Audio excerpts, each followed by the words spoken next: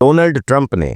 दोस्तों, 2 अप्रैल की सुबह जब अमेरिकी राष्ट्रपति डोनाल्ड ट्रंप ने अचानक भारत के ऊपर 26% रेसिप्रोकल टैरिफ्स लगाने की घोषणा की तो हर तरफ एक हलचल सी मच गई। बहुतों को लगा कि ये भारत अमेरिका ट्रेड रिश्तों की दरार की शुरुआत है, लेकिन किसी ने सोचा नहीं था कि अगले 24 घंटे में जो होने वाला है वो पूरी दुनिया को चौंका देगा। अगले ही दिन अमेरिका की सबसे बड़ी और सबसे ताकतवर शेयर मार्केट इंडेक्स S&P 500 में ऐसी भयंकर गिरावट देखने को मिली जो इतिहास में शायद ही कभी हुई। 2 ही दिनों में $5 ट्रिलियन की मार्केट वैल्यू वाइप ऑफ हो गई। ये वही अमेरिका था जो कल तक दुनिया को आंखें दिखा रहा था और आज अपने ही बनाए फैसले से कांपने लगा। और फिर जैसे किसी फिल्म में विलेन अचानक दोस्त बन जाए, वैसे ही ट्रंप एडमिनिस्ट्रेशन ने एक नई चाल चली। अमेरिका ने खुद भारत से संपर्क किया और कहा, चलो अब ट्रेड डील जल्दी साइन कर लेते हैं। क्यों? अचानक इतनी विनम्रता क्यों? इतना बड़ा यू टर्न क्यों? दरअसल डोनाल्ड ट्रंप की उस एक घोषणा ने अमेरिका के अंदर ऐसा तूफान खड़ा कर दिया जिसकी गूंज वॉल स्ट्रीट से लेकर व्हाइट हाउस तक सुनाई दी। और यहीं से कहानी ने एक नया मोड़ लिया। भारत अब पहले जैसा नहीं रहा। जब अमेरिका ने बातचीत के लिए हाथ बढ़ाया तो इस बार जवाब पीएमओ से आया, और जवाब ऐसा था जो ट्रंप शायद ही कभी सुनते होंगे। भारत ने साफ कहा, अब शर्तें हमारी होंगी। एग्रीकल्चर को लेकर कोई सौदेबाजी नहीं होगी, पेटेंट राइट्स पर चर्चा नहीं होगी, मेडिकल उपकरणों पर अमेरिकी कंपनियों की शिकायतें हमें मंजूर नहीं हैं। हम वही करेंगे जो भारत के हित में होगा। और इसी दौरान अमेरिका पर एक और वॉर हुआ। चीन ने भी अमेरिकी सामान पर 34% का टैरिफ ठोक दी। अब ट्रंप की टीम को यह समझ आने लगा कि अगर उन्होंने भारत से डील नहीं की तो अमेरिका की हालत और भी पतली हो जाएगी। JP मॉर्गन जैसे बड़े बैंक ने तक कह दिया, अमेरिका अब एक बड़े रिसेशन की ओर बढ़ रहा है। नौकरियां जाएंगी, GDP सिकुड़ेगी और जनता का गुस्सा भड़क सकता है।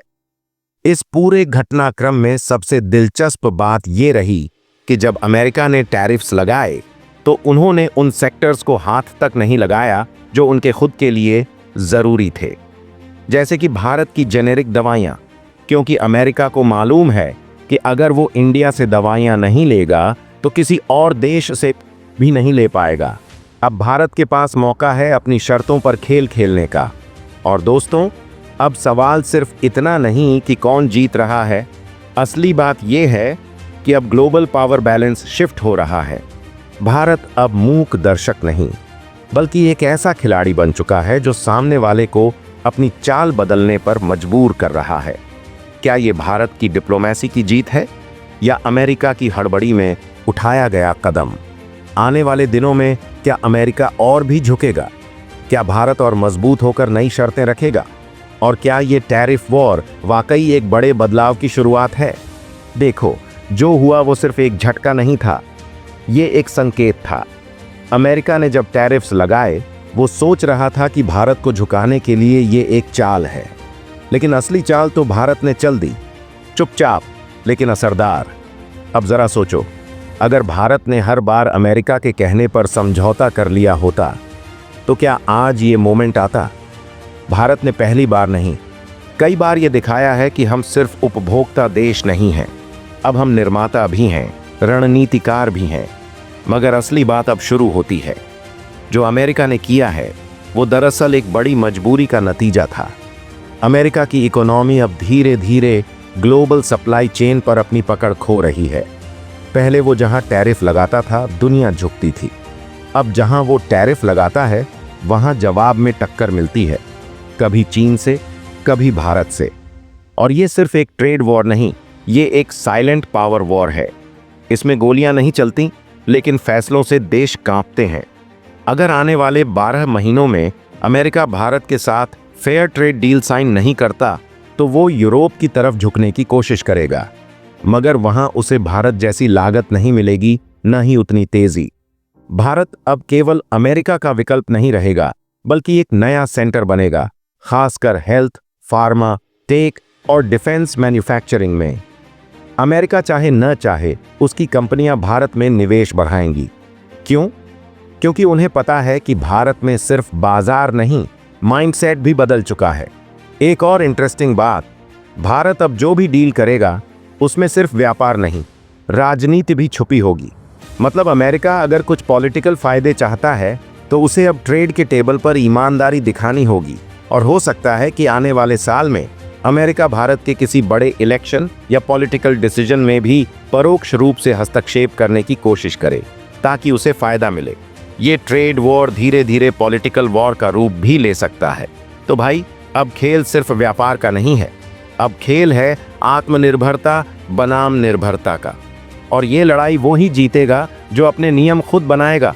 अभी तक भारत और अमेरिका एक दूसरे को सिर्फ टेस्ट कर रहे थे, लेकिन आने वाले समय में ये रिश्ता या तो बिल्कुल नया आकार लेगा या एक भयानक टकराव में बदल जाएगा। भविष्य में सबसे बड़ी चीज जो होने जा रही है वो है टेक्नोलॉजी का कंट्रोल। अमेरिका अब महसूस कर रहा है कि अगर भारत ने चिप मैन्युफैक्चरिंग, एआई और क्लाउड इंफ्रास्ट्रक्चर में आत्मनिर्भरता पा ली तो उसे भारत पर अपनी शर्तें थोपना नामुमकिन हो जाएगा। इसलिए अमेरिका जल्द ही भारत पर यह दबाव बढ़ाएगा कि वो अपनी टेक कंपनियों को विदेशी निवेश के लिए खोले। लेकिन भारत शायद इस बार भी खुद का रास्ता बनाए।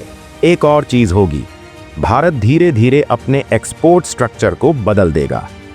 अभी हम कच्चे माल और फार्मा प्रोडक्ट्स पर फोकस कर रहे हैं, लेकिन आने वाले 2 से 3 साल में Bharat finished tech products, defence equipments और ग्रीन एनर्जी हार्डवेयर का बड़ा एक्सपोर्टर बनने लगेगा। और यही अमेरिका के लिए सबसे बड़ा खतरा बनेगा, क्योंकि अब भारत बाजार नहीं, प्रतिस्पर्धी बन रहा है। इसके अलावा एक और अनदेखी चीज होगी, रीजनल ब्लॉक्स का बनना। Bharat south east Asia, middle east और अफ्रीका के देशों के साथ नए तरह के समझौते करेगा जहां अमेरिका की पकड़ कम है। इससे अमेरिका के ट्रेड और डिप्लोमेटिक इन्फ्लुएंस में गिरावट आएगी।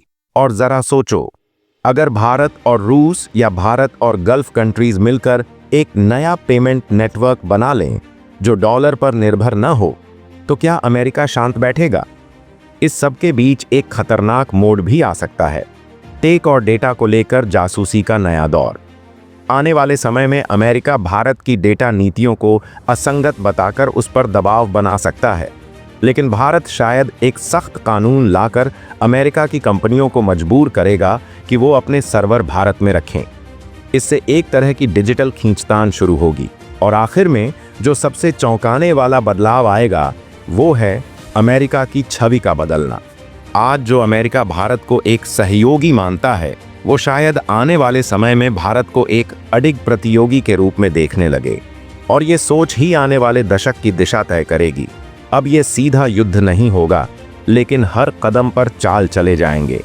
और जो चाल सबसे चुपचाप, सबसे समझदारी से चली जाएगी, वही इस नए विश्व व्यवस्था का राजा बनेगा। और शायद अगला राजा अमेरिका नहीं होगा,